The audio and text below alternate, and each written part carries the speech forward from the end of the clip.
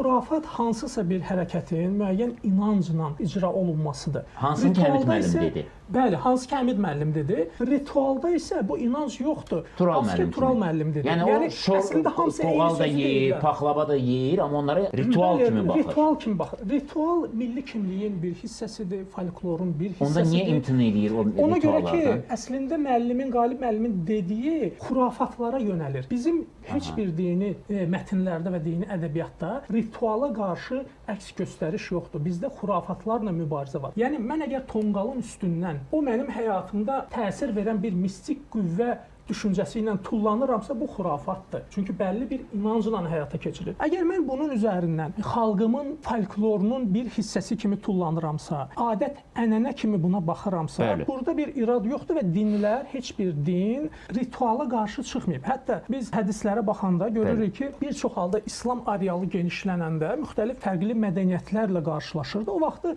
yaxınlaşırdılar o dövrün hansı səhabəsinə və yaxud da peyğəmbərə ki, bizim ölkədə belə bir adətlər var. Məsələn, İran məntəqəsində olan adətlər, bunlara qarşı İslam çıxırmı, biz bunları aradan götürəkmi? Onda deyirdi ki, bu adətlər nəyə xidmət edir? Deyirdilər, məsələn, ailə bir yerdə toplanır, birliyə səbəb olur. Deyir, onda belə adətlər yaşanmalıdır. Bir qism belə düşünür ki, ibadət sırf əməldir. İbadət sırf əməl olduğuna görə tonqal üzərindən tullanıramsa, hər hansı bir düşüncə ilə olursa olsun fərq eləmir, bu ibadətdir və şirkdir. İslam isə bu cür düşünmür. Məsələn, səcdə etmək. Səcdə bir əməldir. Bu ibadətdir yoxsa yox? Əgər desək ki, səcdə etmək sırf bu əməl öz-özünə ibadətdirsə, biz Qurani-Kərimdə görürük Adəm qarşısında mələklər və bütün varlıqlar səcdə elədi. Və yaxud da ki, Yusuf surəsində biz Yusuf peyğəmbərin qabağında qardaşlarının səcdə etdiyini görürük. İslam səcdənin özünə bir hərəkət kimi ibadət kontekstində baxmır. O deyir, sən hansı düşüncə ilə bunu icra eləyirsən. Yəni səmənli hansı düşüncə ilə qoyursan. Deməli, İslamın yanaşması bu cürdür. Önəmli olan